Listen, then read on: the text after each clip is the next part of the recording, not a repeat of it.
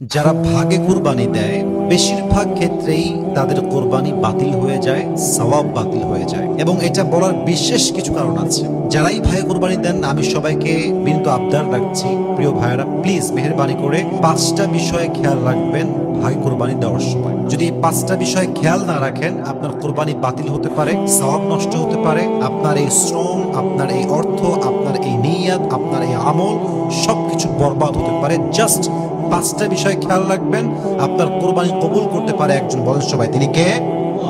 1 number, যারা 7 জন মিলে শেয়ারে কোরবানি দিচ্ছেন খেয়াল রাখবেন ভাগে কোরবানি দেওয়ার ক্ষেত্রে সকলের নিয়ত সহি আছে কিনা। কারণ নিয়তুল ফাসিদা, প্রথম ব্যাপারটাই হচ্ছে এরকম, নিয়তুল ফাসিদা। যদি কোনো একজন ব্যক্তির নিয়ত খারাপ হয়, অর্থাৎ 7 জনের মাঝে একজন নিয়ত শুধু গোস্ত খাবো, জাস্ট গোস্ত খাবো, এটাই তার ইন্টেনশন, তবে আপনাদের কোরবানি বাতিল হওয়ার সম্ভাবনা অনেক বেশি।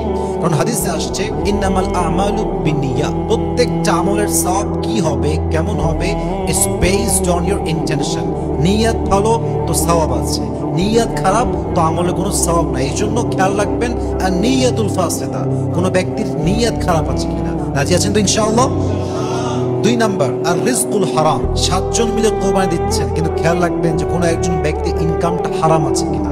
মনে করেন 7 জনের মাঝে একজন ইনকাম হচ্ছে ঘুষের ইনকাম, কারো ইনকাম সুদের ইনকাম, কারো ইনকাম জুয়ার ইনকাম, কারো ইনকাম চাঁদার ইনকাম। অর্থাৎ 7 জনের মাঝে যদি জাস্ট 1 পার্সন এমন হয় যার নিয়তটা সহি না এবং তার ইনকামটা হারাম, এমন কোন ব্যক্তি যদি হয় তার জন্য সবার কোরবানি বাতিল হয়ে যাবে, ঠিক কিনা বলেন?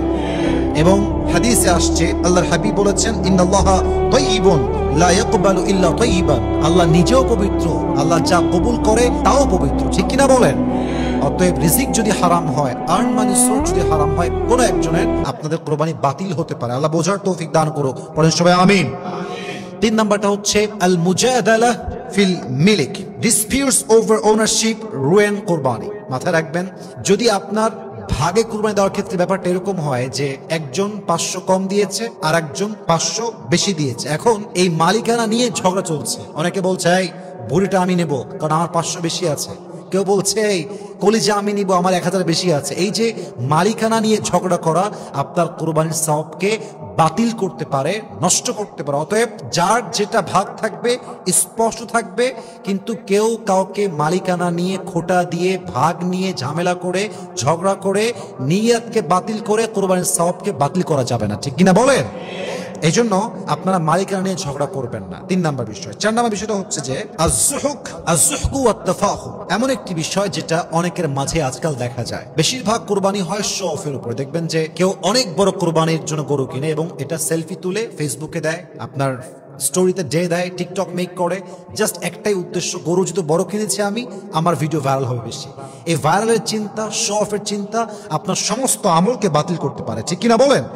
এই জন্য যদি 7 জনের মাঝে যে কোনো একজন নিয়ত হয় শো অফ করা, সাবধান, জাস্টিফাই করে নেবেন। 5 নাম্বার বিষয়গুলো শেষ করতে যাচ্ছি। অনেকেই কোরবানি দেয় বাহির থেকে, যেমন আমি থাকি ঢাকাতে, আমি কোরবানি দেব চট্টগ্রামে, রাজশাহীতে, সিলেটে, যে কোনো এক জায়গাতে। এখন 7 জন ভাগে আছি কিন্তু 6 জন থাকি দেশের বাইরে অথবা আমাদের শহরের বাইরে। এখন যাকে আপনি দায়িত্ব দিয়েছেন সে যখন জবাই দিচ্ছে কোরবানির গরুটাকে, সে কোরবানির বিধান সম্পর্কে, জবাই এর বিধান সম্পর্কে, কেমনে কাটতে হয়, কেমনে জবাই দেওয়া লাগে, কেমনে ভাগ করতে হয়, কেমনে কি করতে হয়, it doesn't know anything about it, সে কিছুই জানে না।